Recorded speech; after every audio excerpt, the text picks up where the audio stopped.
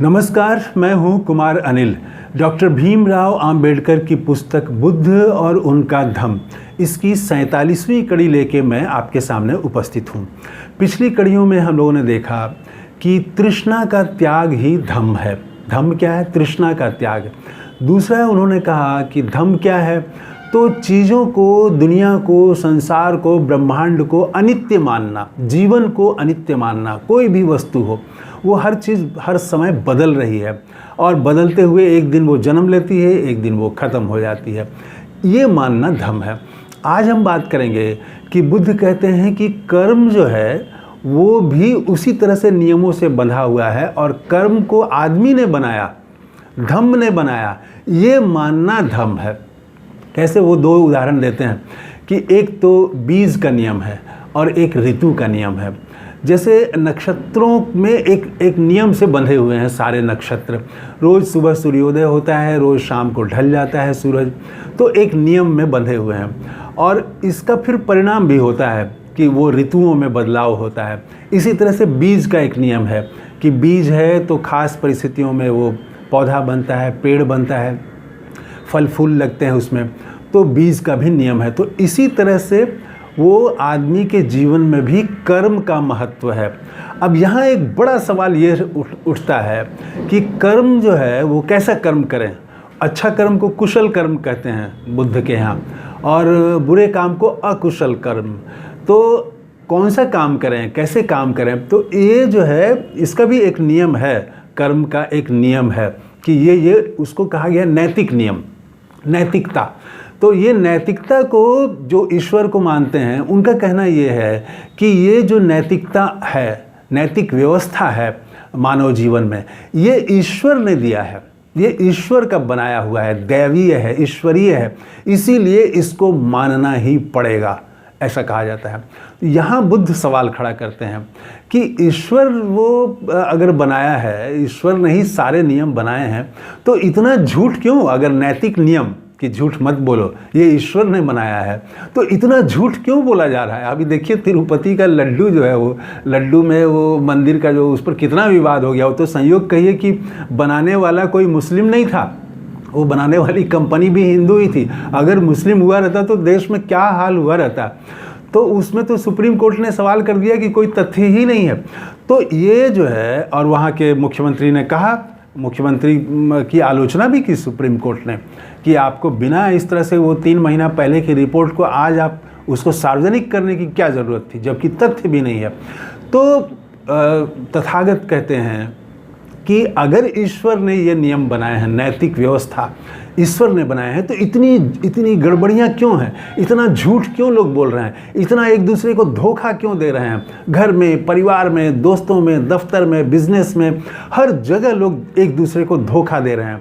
तो ऐसा क्यों दे रहे हैं अगर ईश्वर ने बनाया है तो इसमें तो जो ईश्वर को मानने वाले लोग हैं वो फंस जाते हैं। बाद में इसका एक और जवाब डेवलप किया गया।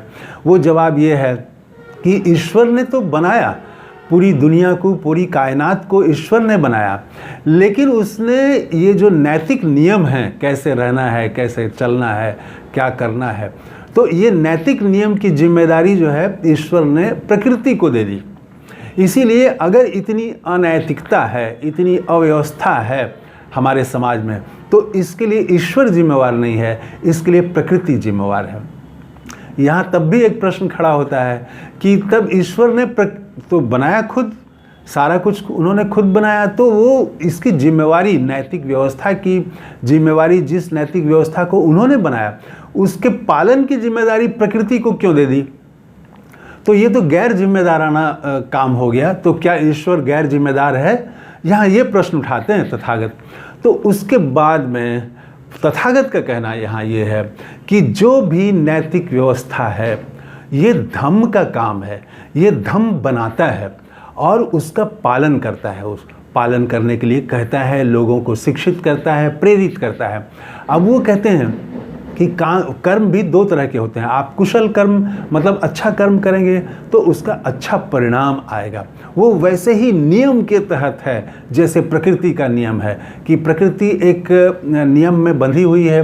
बीज का एक नियम है कि वो खास टेम्परेचर मिलेगा तो पौधा उसमें से अंकुरित होगा ही।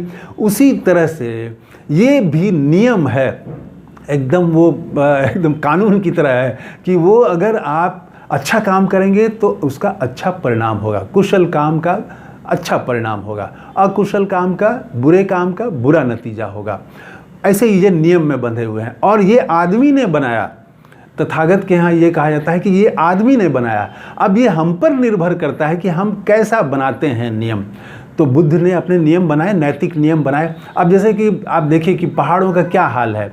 आज लद्दाख के लोग जो हैं वो पैदल चलते हुए आ रहे हैं, हिमालय बचाओ का नारा दे रहे हैं। नदियों का क्या हाल हो गया है।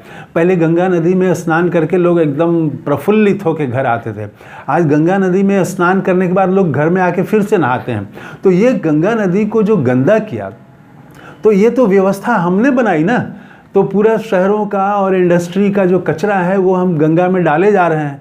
तो ये जो व्यवस्था है, नैतिक व्यवस्था कि प्रकृति के साथ जो विकास का मॉडल हमने अपनाया, कि प्रकृति के साथ चलने वाला विकास नहीं किया हमने जो विकास का मॉडल बनाया है वो प्रकृति पर विजय का, जीत का, कि पहाड़ों पर हमारा नियंत्रण होगा, नदियों पर जैसा हम चाहेंगे नदियों को हम वैसे मोड़ देंगे। बिहार में बाढ़ आ गई है तो वो नेपाल में बांध से पानी छोड़ा गया और यहाँ बिहार में तबाही आ गई है। जबकि कुछ दिनों पहले तक ये और मांग होती रही थी कि बिहार को बाढ़ से मुक्त करने के लिए एक और हाई डैम बनना चाहिए नेपाल में। तो ये तो अभी एक डैम से पानी छोड़ा गया है तो ये हाल है। तो और डैम बनाना, प्रकृति को जीतने का जो मॉडल है, तो इस मॉडल का परिणाम हम देख रहे हैं कि क्या हो रहा है। हिमालय खुद बर्बादी के कगार पर पहुंच गया है, नदियां बर्बाद हो गई हैं, पहाड़ जो है वो बर्बाद हो रहे हैं, खेत खलिहान ये सब बर्बाद हो रहे हैं। वो तो ये किसके जरिए, ये कोई ईश्वरीय शक्ति के जरिए नहीं हो रहा है। ये हमने जो नियम बनाया, मानव ने जो नियम बनाया, जो नैतिक व्यवस्था बनाई, उसके कारण ये हो रहा है। तो उसको कहते हैं विपाक, कहते हैं बुद्ध के यहाँ कि कर्म है तो उसका विपाक है। विपाक का मतलब परिणाम। तो जैसा कर्म करेंगे वैसा ही परिणाम होगा। और ये ईश्वर का कहा हुआ वक्तव्य नहीं है, ईश्वर की कही हुई बात नहीं है, ये हमारी कही हुई बात है, आदमी की कही हुई और बनाई हुई बातें हैं, नियम है। तो बुद्ध अपने यहाँ जो नियम बनाए हैं वो अष्ट मार्ग वाला हम लोग देख चुके हैं। तो वो कहते हैं कि अब ये कर्म का परिणाम भी तुरंत नहीं मिलता है। इसके 3 तरह के कर्म हैं। एक तो ऐसा कर्म है जिसका कि तुरंत तत्काल परिणाम मिल जाता है, एक का थोड़े देर में मिलता है और एक का अनिश्चित काल में मिलता है। फिर ये भी ज़रूरी नहीं कि आपके बुरे काम का नतीजा आपको ही मिल जाए, वो किसी और को भी मिल सकता है, किसी दूसरे को भी भोगना पड़ सकता है। रास्ते में आपने गड्ढा खोद दिया तो आप भी गिर सकते हैं, कोई और भी गिर सकता है। आज जो पहाड़ों और नदियों के साथ इस सदी के हम लोगों ने जो किया है और सरकारें जो कर रही हैं, जिस तरह से उसको टूरिज़्म बना रही हैं, पहाड़ों को विकास का जो मॉडल अपना रही हैं, तो आने वाली जो पीढ़ियां हैं वो भुगतेंगी, वो उनके लिए परेशानी हम खड़ा कर रहे हैं। तो बुद्ध के यहाँ ये है कि कर्म को नियम मानना, जो नैतिक व्यवस्था है, वो नैतिक व्यवस्था को ईश्वरीय नहीं मानना, वो मानना कि मानव का बनाया हुआ है, हमारा बनाया हुआ है और इसका पालन करने की जिम्मेवारी भी हमारी है। हम जैसा कर्म करेंगे वैसा ही परिणाम आएगा, जैसी नैतिक व्यवस्था बनाएंगे वैसा ही उसका परिणाम आएगा।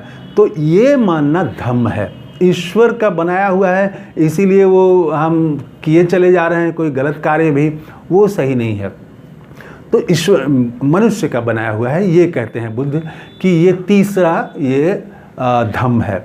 और इसके बाद अगली कड़ी में हम बात करेंगे कि अधम्म क्या है। 3 धम्म हम लोगों ने बात किए। तृष्णा का त्याग धम्म है, हर चीज़ को अनित्य मानना धम्म है, और कर्म का जो नैतिक सिद्धांत है, उन नैतिक सिद्धांत, नैतिक नियमों को मानना, ये धम्म है। 3 धम्म। अब 8 अधम्म आएंगे। तो 8 अधम्म क्या है, कौन ऐसा काम है जो करने पर कहा जाएगा कि ये अधम्म है, ये अधर्मी काम है, तो वो अगली कड़ी में हम बात करेंगे। इसमें इतना ही, बुद्ध को नमस्कार करते हुए बात समाप्त कर रहा हूँ। थैंक यू, धन्यवाद, जय हिंद।